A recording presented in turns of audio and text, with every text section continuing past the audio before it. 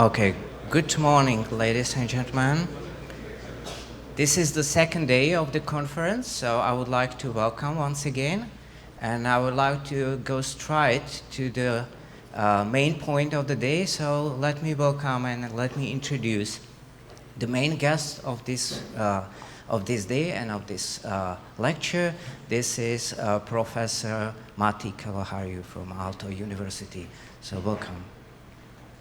I would like to welcome also Magnus Blomqvist from Audencia Business School, who will introduce the Professor Kalahariu at this moment. Thank you.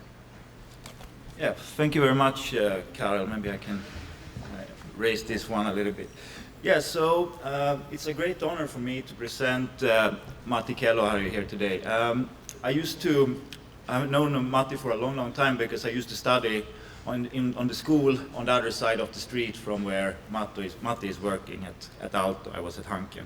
So I would like to split this speech up in two parts. So the first part is what Matti actually has done for Finnish academia, especially in finance, and the second part about his publications and so on, right?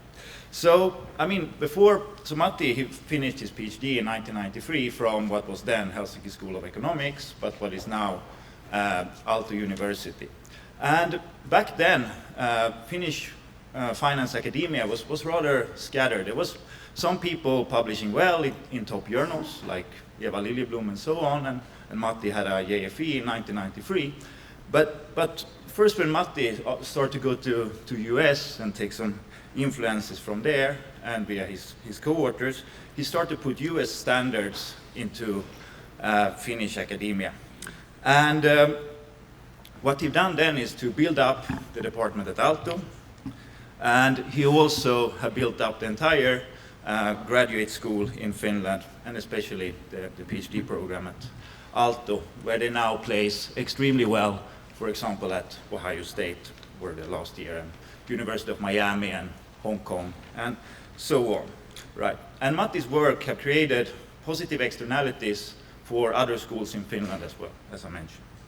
And to his scholarly efforts, so Matti in total has 13 top 3 publications in finance, and these are split into 5 different areas. So he's started to work in corporate finance. So his first publication was on IPOs in 1993 in JFE.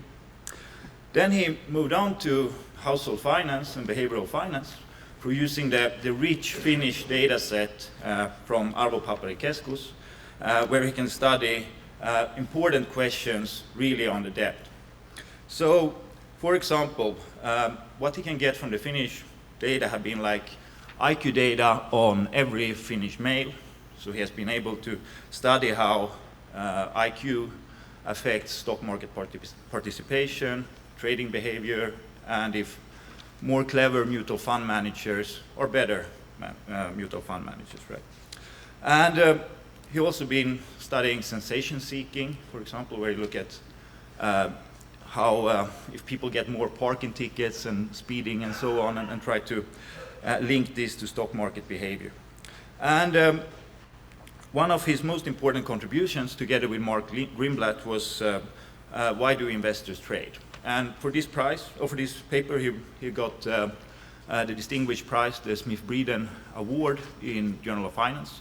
So this is one of the 3 best non-corporate finance papers during the year that get this award.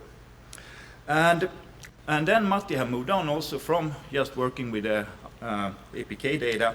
He started to do asset pricing as well. So a couple of years ago, he had a paper in JF about return seasonalities. And now he's working on how long-term discount rates vary between firms. And it's a very nice paper as well. And he also now moved on to corporate governance issues, where he worked with Renee Adams, tomorrow's keynote. And he's going to give speech today about CEO health. Right? So what you can see from Matti is that he's been actually publishing in top 3 journals in every single field of finance. The only thing he really hasn't done is theory, because he's a pure empiricist, but it's a great pleasure for me to announce today's keynote, Matti Kelloharju. Thank you very much.